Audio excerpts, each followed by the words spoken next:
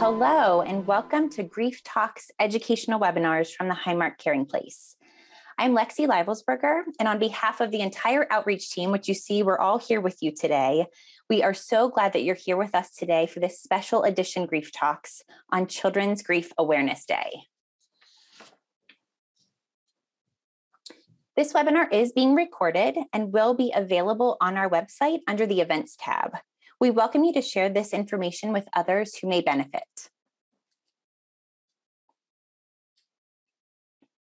Certificates of attendance will be provided after you join us today. We are also happy to share the slides from today's webinar. Simply request them via email, and the email is on the slide in front of you.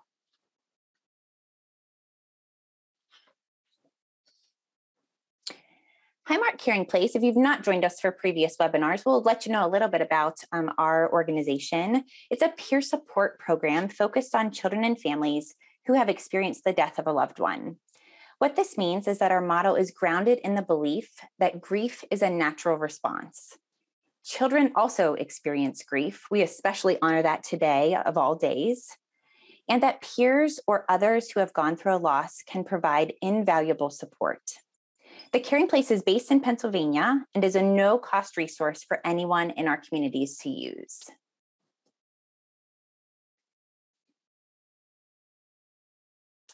Like so many, we are sort of in a hybrid phase at this point. We are currently providing both in-person and continue to provide our virtual peer support programming for children and families. This includes support for children of all ages, so really birth on up, as well as a family group, a dedicated preschool family group, and a dedicated young adult peer support group. We encourage you to contact us if you or someone you know might benefit from our services. So today we'll be talking more about our theme for Children's Grief Awareness Day, which is It's Okay to Not Be Okay.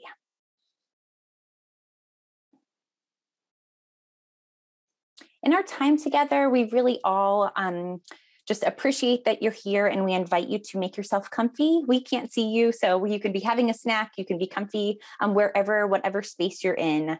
Move and take breaks when you need to.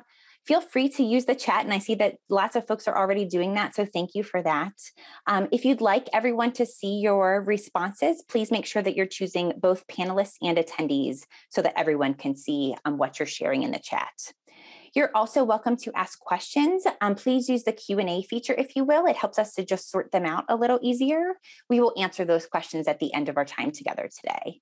And most importantly, be kind to yourself. We know that when we're talking about grief and loss on this day and every other day, that it can bring up our own experiences of loss. And we know that it's always so important to take care of yourself so that you continue to take care of others. We are going to have several opportunities to participate as well, and we really invite you to do that in whatever way is sort of most beneficial and most comfortable to you. So we'll invite you to share in the chat. If you're comfortable doing that, we'd love to have you share in that way. If you'd prefer to just sit back and reflect to yourself, we honor that way of participating as well.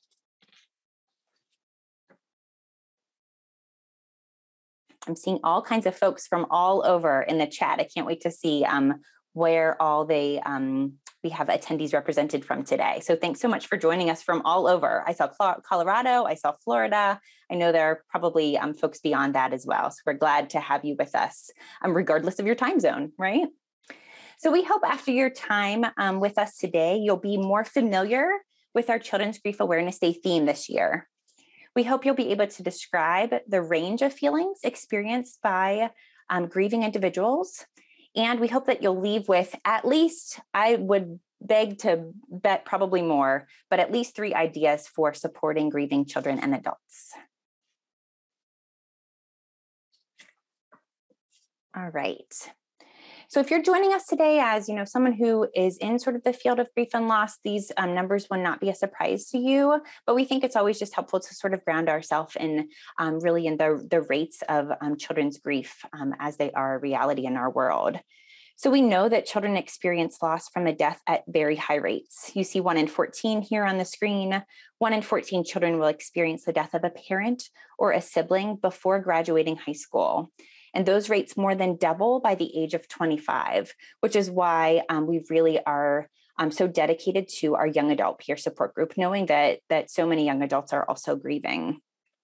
If you are joining us today from Pennsylvania, where we all are, Pennsylvania rates are unfortunately even higher. They are 1 in 12 children will experience the death of a parent or sibling before their 18th birthday. And if we broaden those loss categories beyond a parent or a sibling, we find that really 1 in 5 children will experience the death of someone close to them by the age of 18, which is a staggering statistic when we think about it.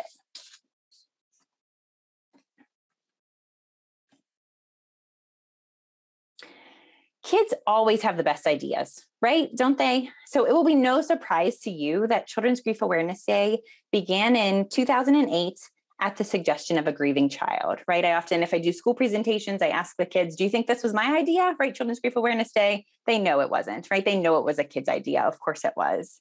So since that time, it has really kind of launched from a local initiative and really has grown to be a national and really now an international event, that Day of Awareness and Recognition of Children's Grief. So we hope that you've been able to tune in with us in kind of multiple ways today. We've been streaming different activities and experiences of grieving individuals, and we will continue to do so even after our webinar today. So we hope that you'll join us in whatever way that you can. And if you're not able to join today because your schedule doesn't allow, know that those sort of that lineup will continue to be available online into the future.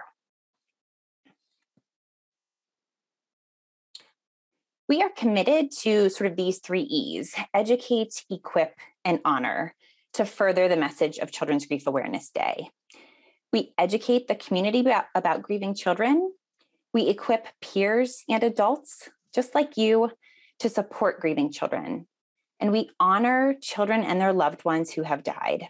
So thank you for joining us today as we strive to achieve this goal.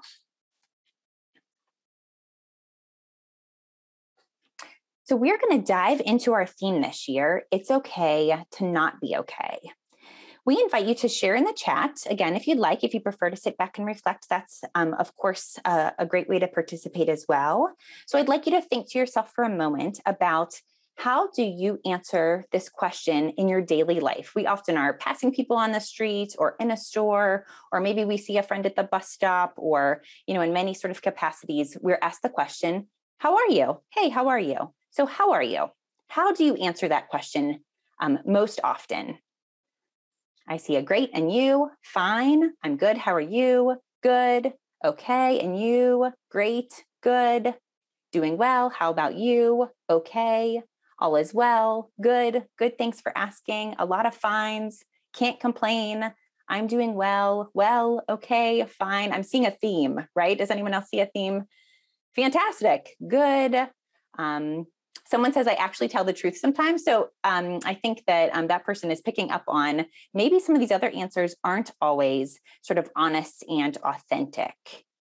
So let's see what you mentioned. All of the words that I was hoping you would mention. You mentioned fine. We often say fine, right? How are you? You mentioned okay, right? We often say I'm okay, right? And you also mentioned good, fantastic, great, things like that, right? So we're not always, we know one person kind of shared that sometimes they share their honest feelings, but we're not always able to share our honest feelings with others around us. Many of us answer the daily question, how are you? With that one word in the middle, right? Okay, how are you? But many of us don't feel okay. We may get the message that we should hide our feelings, kind of our true feelings from the world, not to burden others, not to make others feel uncomfortable. So what would it be like if we shared our true feelings? What would it be like if we shared more openly about our grief? What if instead of saying, okay, we let others around us, maybe those we trust, know that we are grieving and in fact not feeling okay? Right, I'm going to invite you to share one more time if you'd like. Thanks so much for your participation. So what if you were to be honest about that question? What if I asked you, how are you? And maybe you trust me as a person, right? I'm someone that maybe you know and trust. How would you answer that question in a more honest way? I'm kind of mad. Tired and stressed, hurt, tired and sad, sad and overwhelmed. I'm sad today. I've had better days. I'm not okay. I'm overwhelmed. I'm having a hard time. Things have been better. I'm bothered. Good and bad days. I'm feeling defeated, wiped out. I'm struggling a bit. You? Right now, I'm not the best. I just came from a funeral. I've been depressed lately. Absolutely. Up and down. Yeah, absolutely. So we know that we might actually feel all of those feelings that you shared, right? We might feel scared and sad. We might feel happy, angry. We might feel hopeful, right? We might feel, a lot of folks kind of shared that duality of feelings, right? We might feel happy and sad, right? We often don't just feel one feeling at a time, right? We feel multiple feelings, sometimes competing feelings. So you might experience those multiple feelings at once that are hard to sort out. I had a young person in a group once say, I don't even have a name for it because it's so many feelings all at once. I don't even have a name for it, right? And that might be the honest truth, right? And that's okay. These open and honest responses just might open the door to more authentic conversations and the ability to support one another during difficult times. We know when we do the sort of standard back and forth of, hey, how are you? I'm okay. How are you? That's not kind of real conversation, right? At the Highmark Caring Place, we meet lots of people who don't feel okay at times because someone in their life has died, right? We wouldn't ever expect someone who's grieving to really feel okay. We create a space through our peer support groups that allows both kids and adults, we hope, to share what they're really feeling and how they're really feeling, because all feelings are okay when you're grieving. All feelings are okay in everyday life. That's why this year, our theme for Children's Grief Awareness Day reflects this important message. So we want to let you know that when you or someone you care about is grieving, it's okay to not be okay. It's okay to feel angry, sad, and scared. It's also okay to feel happy and hopeful. Those sort of more positive feelings don't take away the love that you felt for your person who died. Janet and Connor are going to dive a little deeper into each of these feelings in order to help you understand the normal feelings that we all experience in grief, and then learn ways to have compassion for yourself and for others as we navigate these challenging feelings together. Now I'm going to turn it over to Janet as we explore some of these feelings in depth. Thanks, Lexi. Can everyone hear me okay? Okay. So before we move on from this slide, I just want to build a little further on what Lexi has already started for us. Why is it so important that we communicate this message, especially on Children's Grief Awareness Day, but really every day, that it's okay to not be okay? Well, part of the reason is because we know that in the gap between expectation and reality is the birthplace of frustration, disappointment, isolation, loneliness. And so when we can move from both sides, when we can move expectation and reality more close to each other so that they meet a little bit in the middle, and people come to the experience of grief with maybe slightly more realistic expectations of what that's going to feel like. And also we can affirm the reality that they're experiencing, that there are a lot of complex feelings that go along with grief. Working from both ends to narrow that gap can really help people feel less isolated, more supported, and it can reduce the fear that maybe they're doing something wrong and that's why things aren't feeling better. So if you look at the words okay here, you can see that each of the okays is comprised of a lot of different words inside of it. And today we're really going to delve a little bit more into the real and the raw of what it's like to experience grief.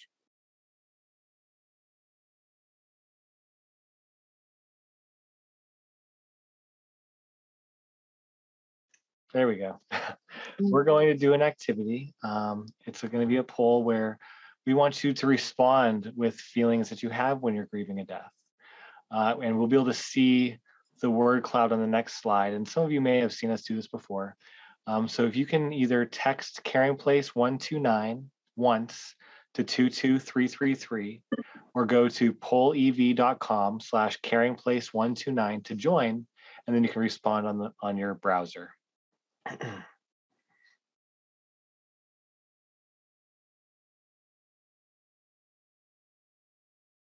Go ahead, Patrick. All right, so we have sad, confused, stressed, anxious, overwhelmed, devastated, lonely, isolated. And as you can see, when more than one person types a word in, it gets bigger. And so overwhelmed and lonely are getting pretty big, and anxious, fearful, sad, angry, isolated, overstimulated, relief, numb, burdened, lost, jealous, frozen, upset.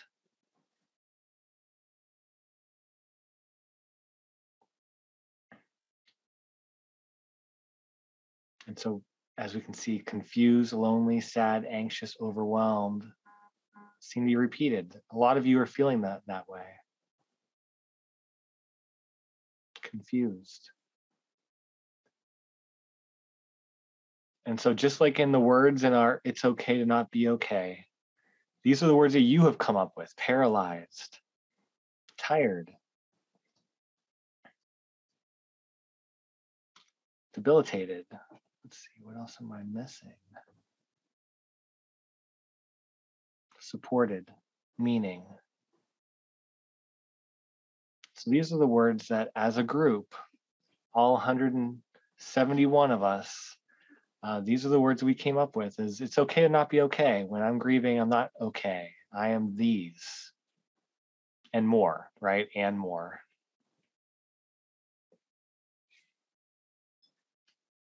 So just as Connor noted, this is just sort of the cap of the iceberg of what we would come up with. If we left this poll open, I have no doubt that we would come up with hundreds of words in a very short amount of time. And since we're only together for an hour today, we're obviously not going to be able to delve deeply into each one of these experiences.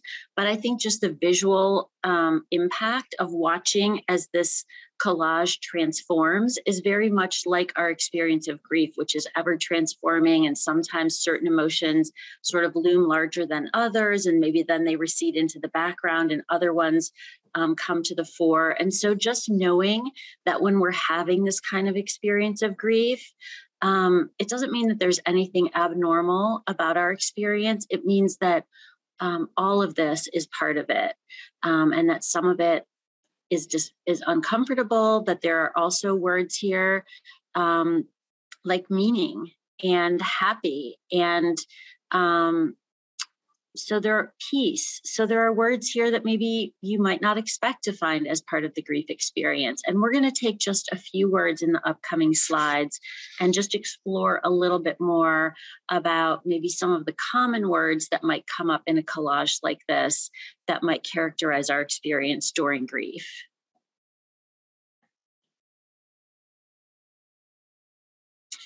So the first one that we're going to talk about is just the sadness that comes along with grief. And I think for most people, sadness might be maybe the emotion word that leaps most readily to mind as we're trying to describe the experience of grief.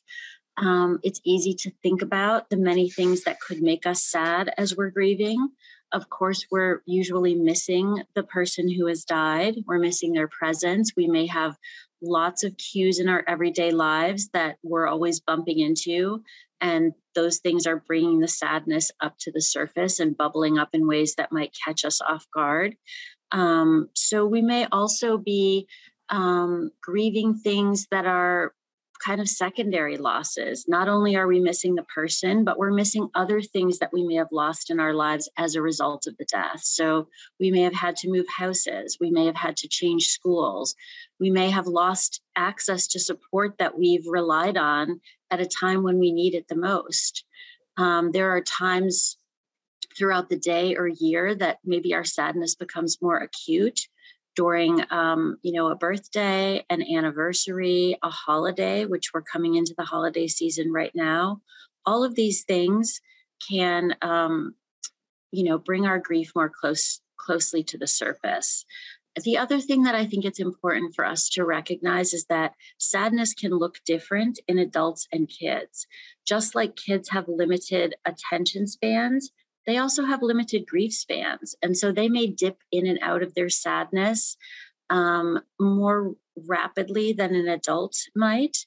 And so, a child may be sort of unraveled and distressed in one moment, and then the next moment they're sort of gathering themselves and scampering off to play. And I think it's important for us to remember that neither of those feelings invalidates the other, that they're all part of their experience, and that for kids, their grief really is unfolding against the backdrop of their ongoing growth and development. And so it's going to look a little bit different than the grief that we see in adults.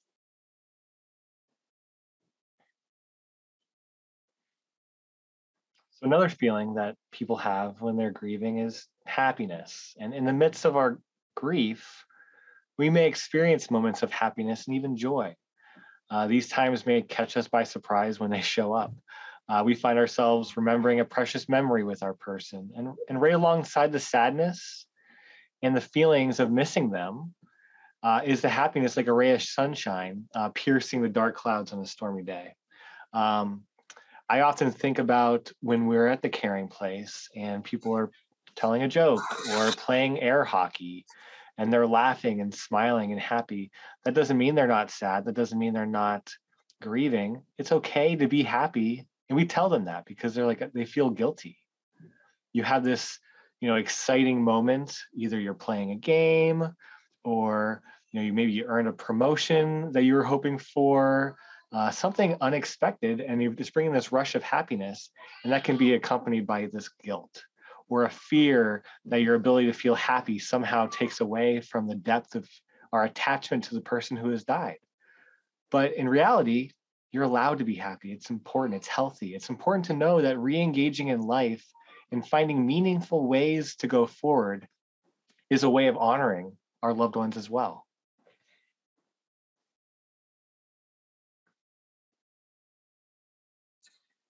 So, as we've been talking, when we experience the death of a loved one, it brings up so many feelings.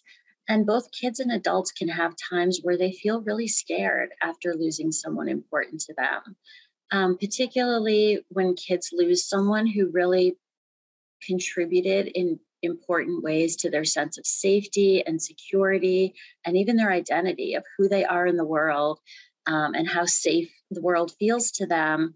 It can cause a lot of feelings of just being sort of set adrift.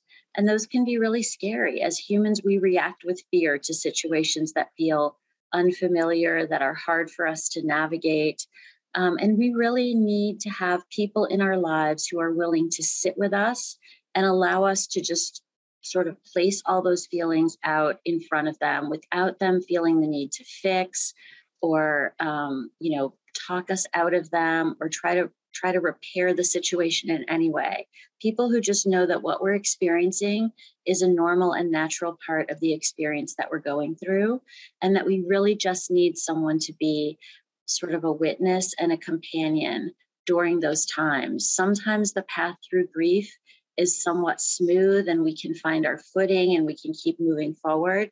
And other times it's like a steep and rocky path that we just don't think that we have the wherewithal to go any farther on. And that's when it can be really important to just have people who can come alongside of us and say, like, here, I've got your side, I've got a flashlight, let's figure this out together.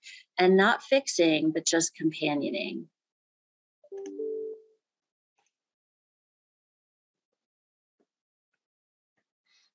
And it's okay to be angry. In addition to many other feelings we may have, the death of our loved one may leave us feeling angry, especially if the death was sudden or unexpected. We may be reeling with disbelief and being angry when we wake up each morning to our new unwanted reality. At times, the unfairness of the loss may feel too much to carry, or our feelings may spill over in the form of anger at our situation, at our loved one for dying, at others who haven't suffered similar losses, whose lives may look easy in comparison to our own.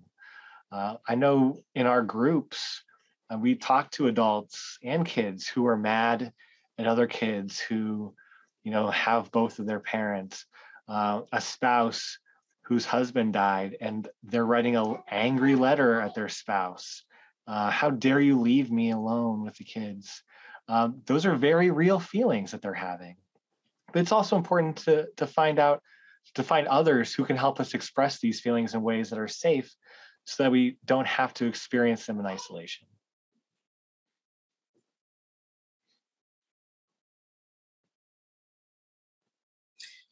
And the last specific feeling that we're kind of going to explore this afternoon is the idea of being hopeful. So early grief models thought of grief as kind of a stage-wise process. And when we arrived at hopefulness or acceptance, that was kind of seen as the pinnacle of the experience, the culmination, the graduation. Like now we're moving on, we're released from this,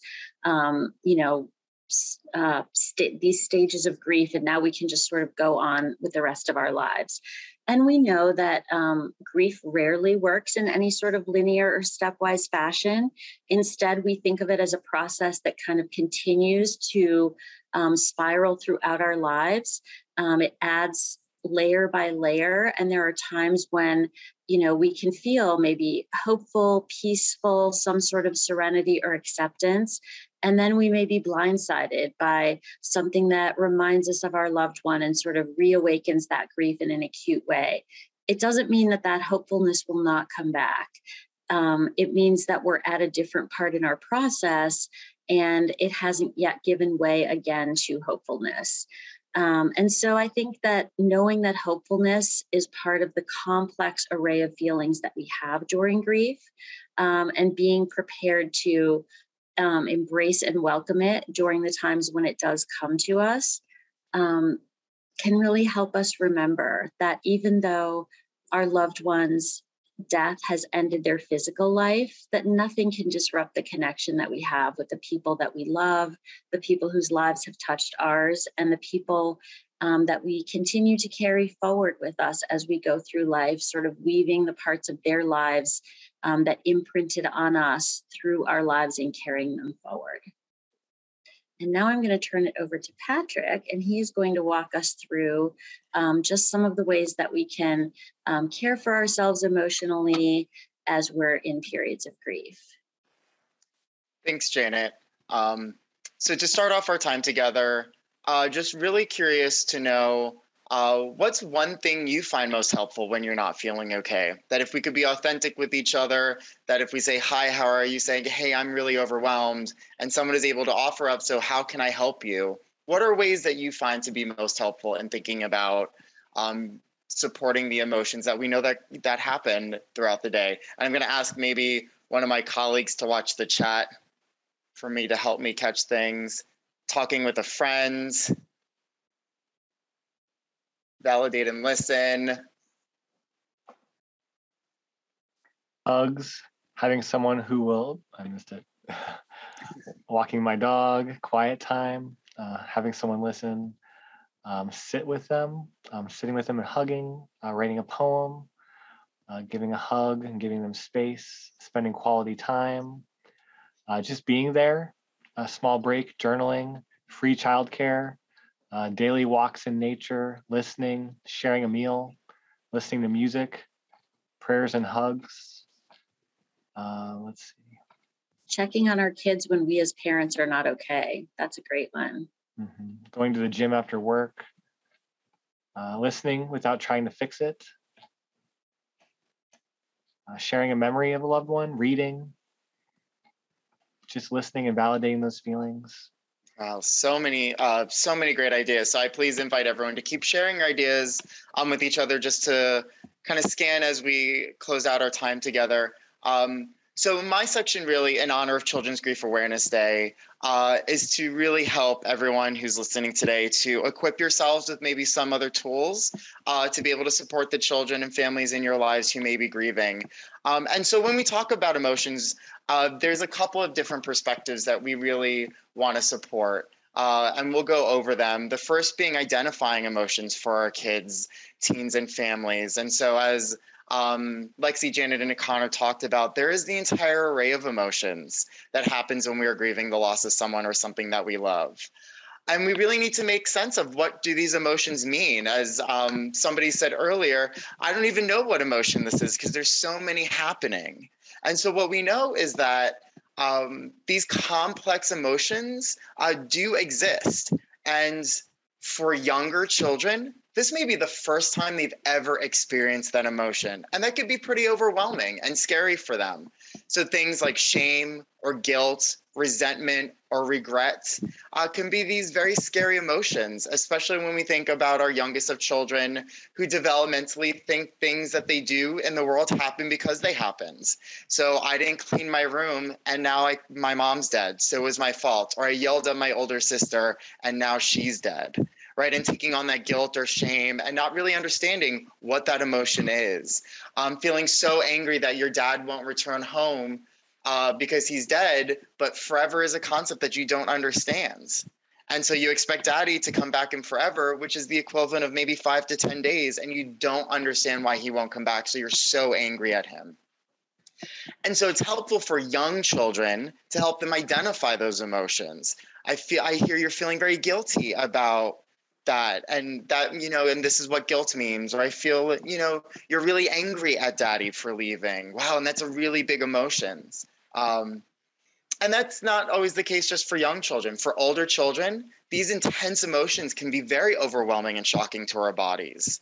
The first time that we felt rage or just despair and sadness and loneliness. What we hear from our children and families very often coming to the caring place is that they feel very alone, that their friends don't understand what they're going through, that they don't have a space to talk about their feelings and emotions, maybe in school, that their friends sometimes really kind of start shying away because what do we do in conversations? Hi, how are you? I'm fine. And when a peer says, I'm actually not doing fine, I'm just really sad that my person died, friends don't really know what to say because we're really conditioned as a culture to say, okay, I'm fine. That's great. How are you? I'm great, thanks. And right, so kids really sit alone in these very big emotions, and it can be very shocking for them. We've run groups with even very young children. I was in a group with a 5-year-old, and we asked her about worries, right? One of those, what do you worry about? What are you scared about? And she says, I worry about my big sister in heaven and how she's doing. So even very young, the children have these very big emotions and thoughts about what's going on with the person that that died.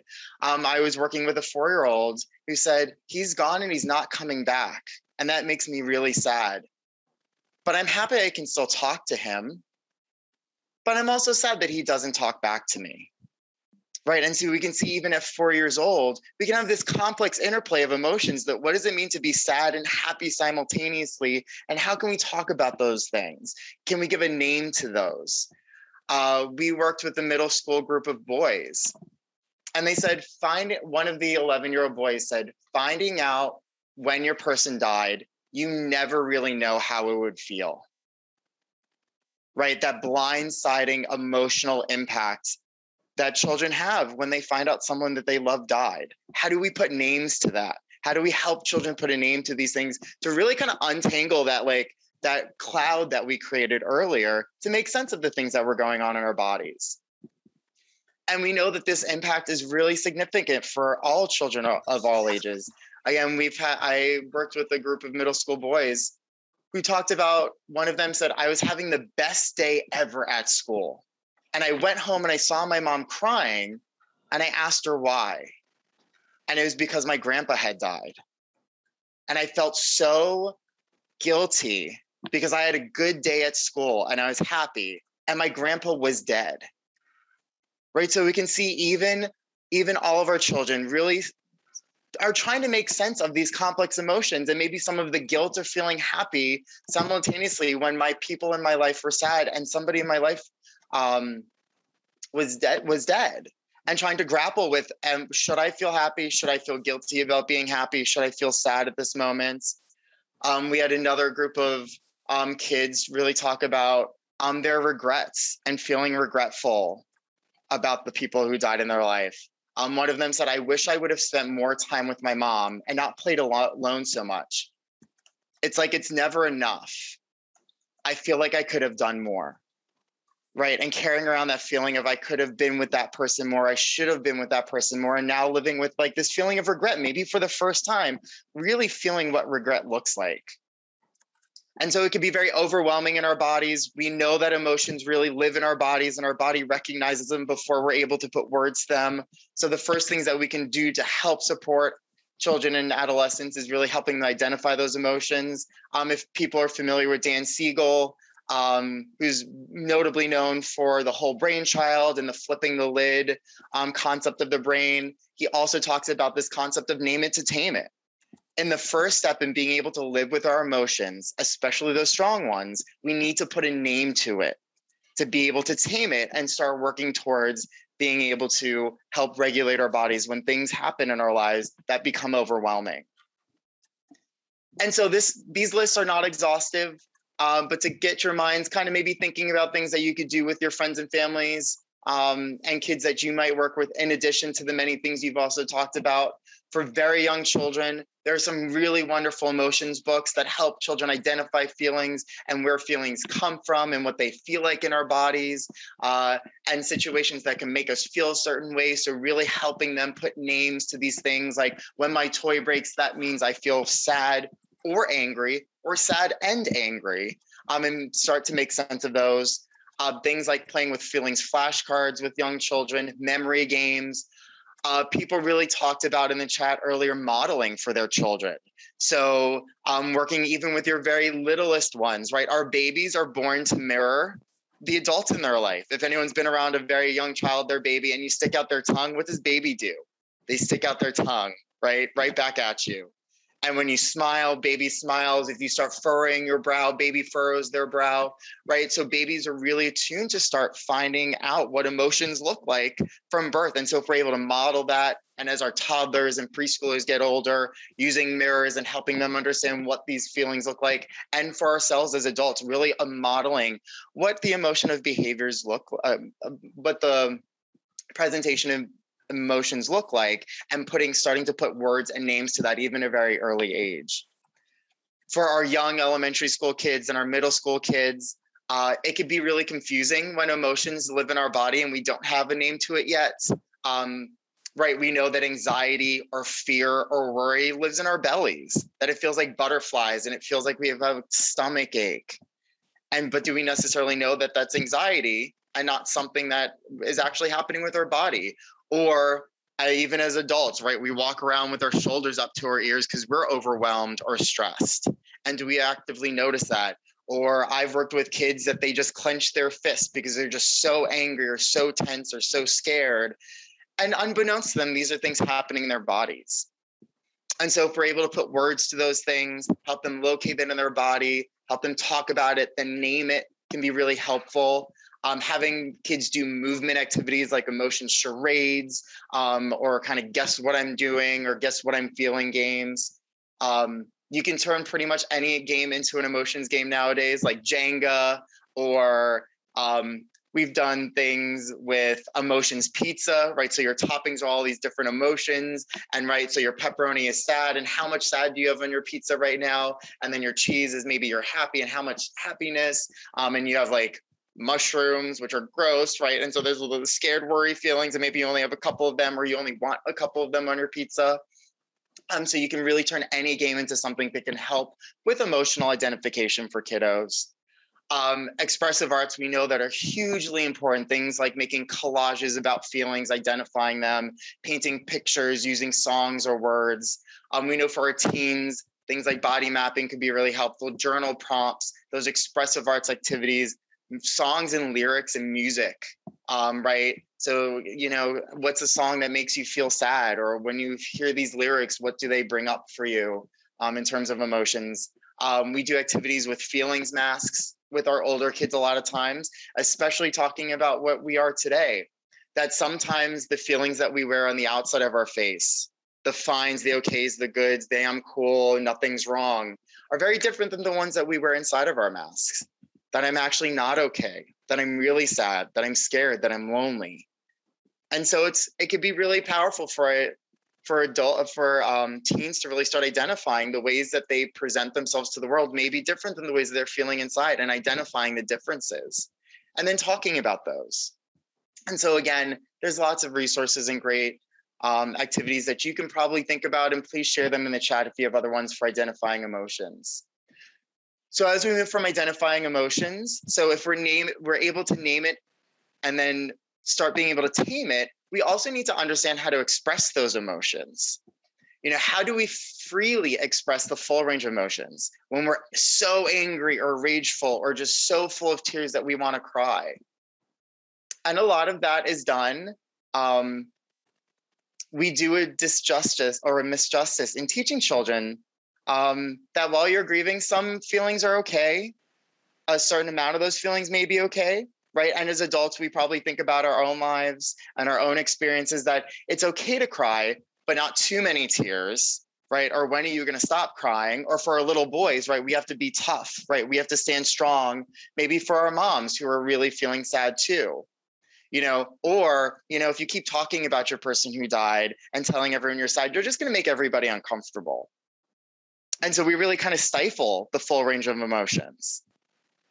And a lot of that, we have to take ownership that the cues for expressing emotions are from the adults.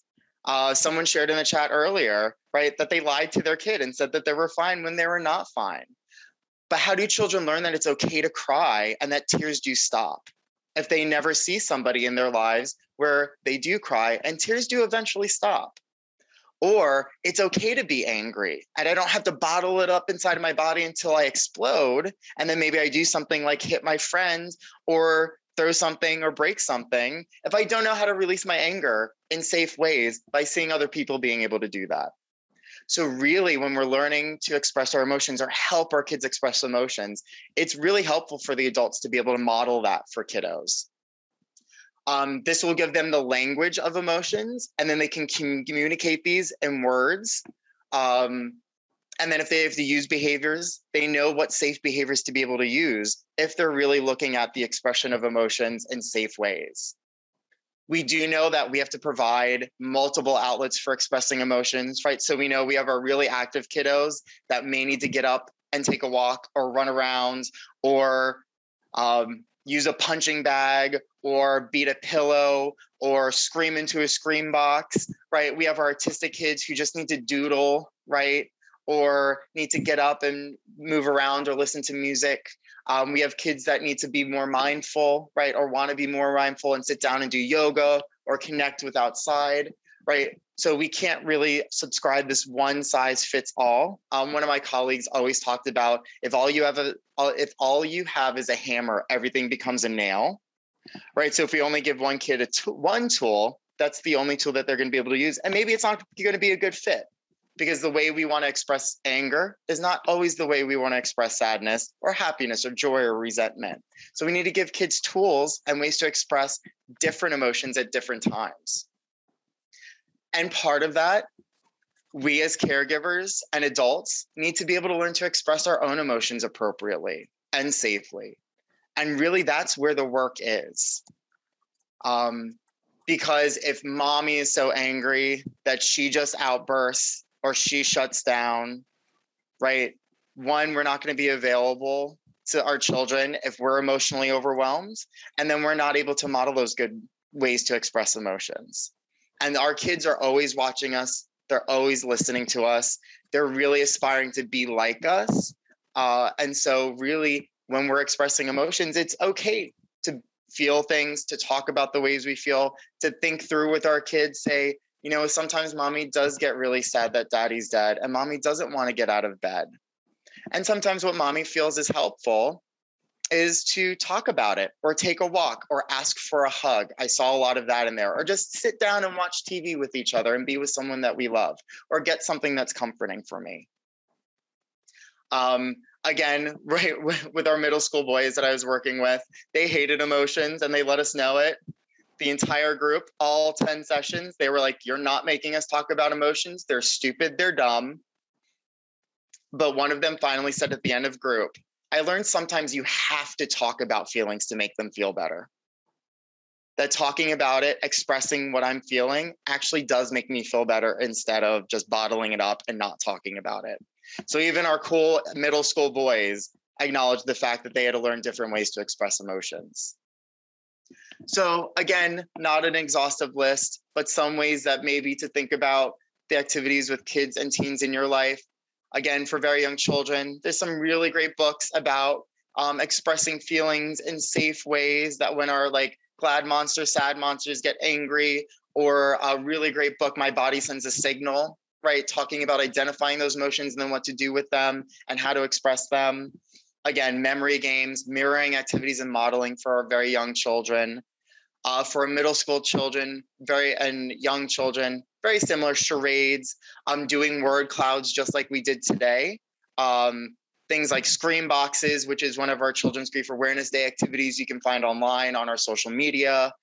Feeling masks, letting them be active, letting them have an outlet for feeling so angry they want to punch something. So punching bags, having tear boxes, so if they need to rip, they're able to rip and express those really big emotions. Again, for our teens, having them do these drawings to be able to express, like, if I feel really angry with my hands, what can I do with them, or how can I let people know? Journaling prompts, word clouds, masks, using music and lyrics, engaging in yoga, and a plethora of other activities. And then finally, what we know is really helpful, once we're able to kind of identify the emotion, learn how to express it in safe ways, sometimes we do have to learn how to manage them when they become overwhelming, because sometimes our intense emotions are going to bubble up.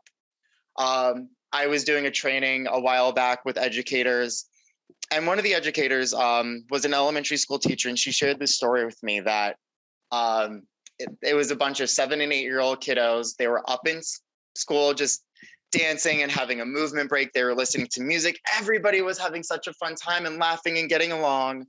And the teacher changed the song, and one of the 8-year-old little girls just went and punched one of her peers in the face. No prompts, no noticeable triggers. No, this was a kid that they didn't get along with and they bumped into them. This was a friend of theirs. And this wise educator, instead of just immediately penalizing this little girl, sat down with her and asked her what had happened. And this little girl shared that the song that had just turned on was her and her mother's favorite song that they used to listen to all the time. And her mother had died unexpectedly. And so you can imagine, for an 8-year-old girl who's sitting in a world that took her mother away from her, that she had no control over it, that she was so angry that she couldn't have her mother in her life, her body immediately responded, as grief does, with being so angry.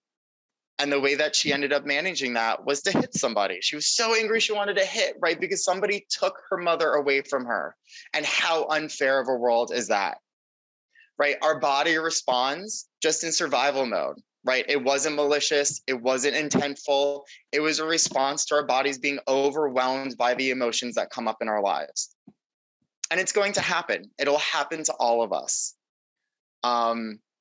Many of our kids feel really kind of shameful or broken, that they're doing grief wrong if they have feelings like this. Like, I didn't mean to hit them, but I was just so angry because I don't know why my mom's dead. And it really kind of furthers those feelings of children feeling like they're not good kids, right? That they've already done something in the world that they deserved this, that somebody in their life has died, and now that they can't manage their emotions. So what we can really do is help children learn ways that these blindsiding emotions can be more manageable, right? So we do self-regulation activities. Teaching kids self-advocacy, I think, is really important. Children have these interesting power differentials and dynamics with adults, right? That they feel that they can only feel certain ways, or like, I don't want to cry because I don't want to make other people sad, or people keep asking me how I'm doing, and I feel like I just have to say I'm okay, right? Or I'm good, or everything's fine. No, I don't need help. No, I don't need a break. It's all right. But helping kids teach themselves to say, actually, I'm not fine. I do need a break. Teacher, being in the classroom is really overwhelming for me right now. And right, so that way, right, if we're teaching self-advocacy skills, right, kids are able to approach a situation before their bodies just kind of explode with these emotions. We know that mindfulness skills are really helpful. We know that there's a lot of neuroscience coming out and why mindfulness skills help our bodies recognize emotions and be able to think about them before they kind of just happen. And that creates like a window of tolerance that expands, right? That we're able to tolerate bigger and bigger emotions without our bodies kind of just going into survival mode. So what we hope that people take away is it's mostly counterproductive to shame or blame a child for big emotions. And what's more helpful is using it as a learning opportunity to acknowledge the emotion and to build a plan for next time, right? I know you're so angry that your mom died, and that's really sad, and that's really upsetting for you. And sometimes our bodies do want to hit. So we know that it's not okay to hit our friends, but what's a plan that we can do next time, right?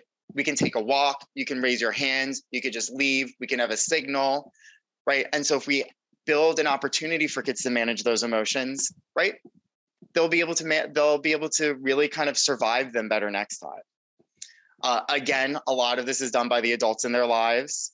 So modeling those ways that we can manage strong emotions, knowing that kids can have bad days, it's okay to not be okay days, and that's okay. And also it's important to work with those caregivers in managing those strong emotions, right? Because again, if a caregiver is overwhelmed by their feelings, they won't be available for their children and have those learning opportunity moments. So with that, things that could be really helpful, mindfulness activities are wildly helpful for kids.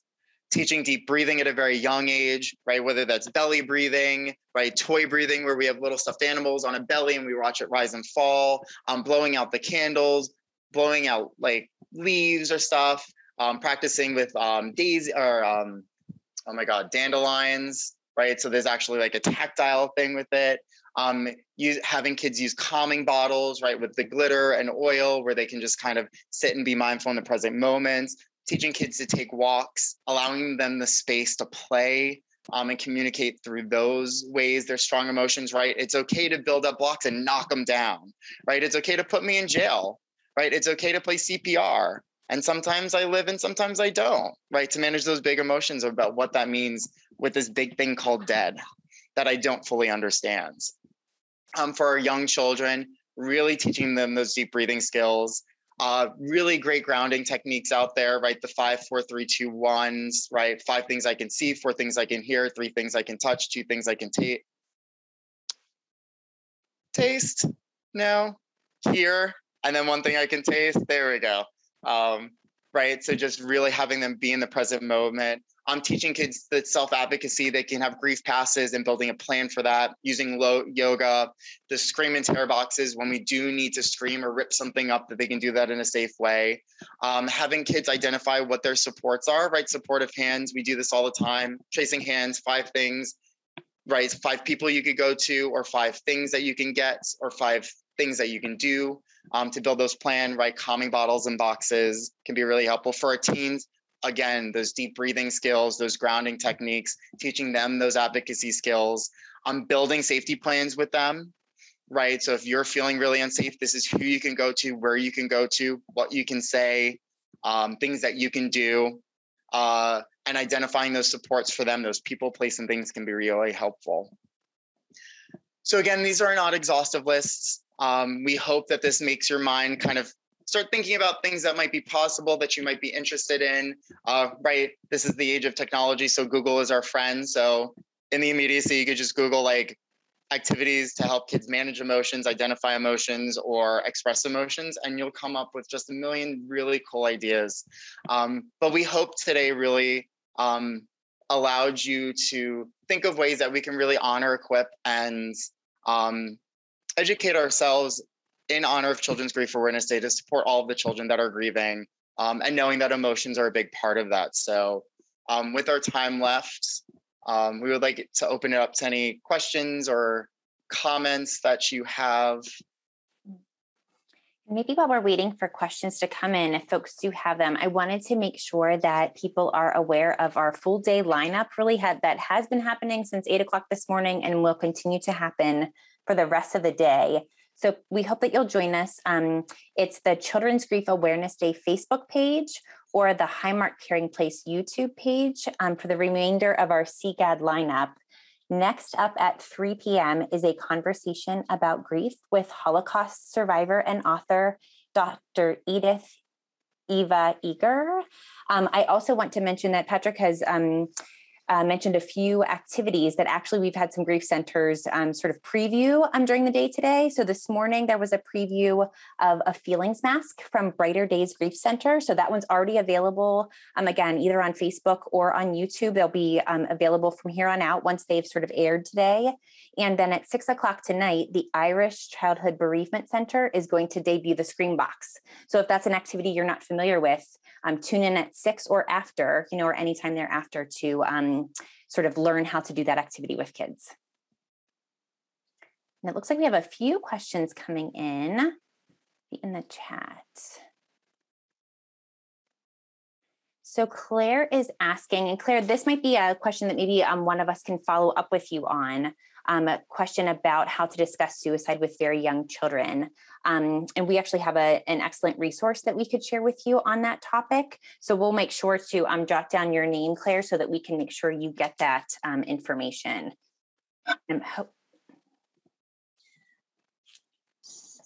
So, I can just say a quick thing about it, in addition to the resources that we'll send to you, Claire.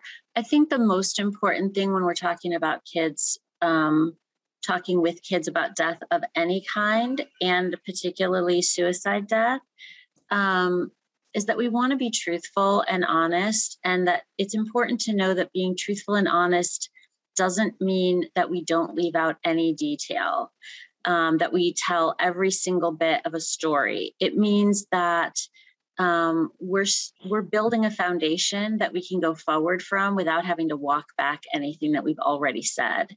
And so we just want to be as factual and direct as we can be, using language that will be understandable to a 5 to 7 year old or whatever age it is that we're speaking to a child. And then as they ask questions, as they get older, as they communicate to us in one way or another that they're ready for more information, we can then layer additional truthful information onto the kind of foundation of honesty that we've already built. So that's kind of a broad overview. And then the specifics, I agree with Lexi. If you want to talk to any of us kind of offline or review the resources that we have available, maybe I can even put it in the chat. Lexi, are you thinking of like Dougie Center resources? We also have a resource at the Caring Place. So I think there's a variety of things that we could suggest. And I will, as long as we're still on, when I locate them, I will pop them in the chat. Otherwise, you can feel free to reach out via email or on our website, and we can get back to you. Hopefully that was helpful. And also, if anyone, because my email is on the request for slides. So if anyone emails me and asks for any other resources, I can send them their way as well. I do not see any other questions coming in. So again, certificates of attendance will be provided. We're also happy to share the slides from today's webinar. Simply request them, as Connor mentioned, via his email. If you have been with us, in previous months, you will note that Patrick's email is usually there on the screen, and it is not there now because Patrick will be moving on from the Caring Place. We wish him well, but quite honestly, I'm not sure that any of us on this screen are feeling okay about that. The three of us, anyway, we're not feeling okay about that, and we feel okay saying that. We're so appreciative of all of Patrick's contributions, and I think I can speak for all of us in saying he will be greatly missed by this team. There's a lot of people that are going to miss you. Thank you. Maybe we'll convince him to stay if you all chime in the chat. If anyone's in Ohio, Columbus, Ohio, please look me up as a resource. Excellent. So we hope that you will join us next month as we discuss the topic of anticipatory grief. You can use the QR code and the link there if you'd like to register. And as always, please remember to fill out your post-Grief Talk survey so that we can continue to provide the highest quality educational webinars. Thank you all so much for joining us today for this special edition webinar. And thank you for all you do every day to support grieving children.